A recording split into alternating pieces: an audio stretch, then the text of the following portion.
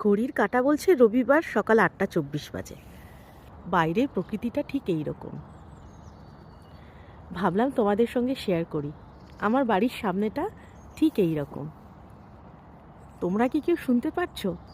পাখির ডাক শুনতে পারছো তোমরা কেউ?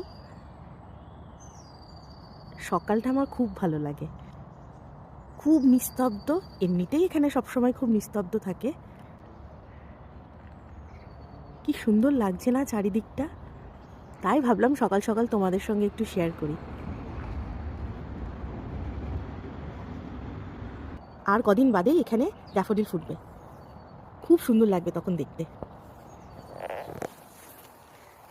দেখো কি সুন্দর। ভিডিওটা কেমন লাগলো জানাতে কিন্তু ভুলো না। সবাই ভালো থেকো, রবিবার দিনটা সবার খুব ভালো কাটুক।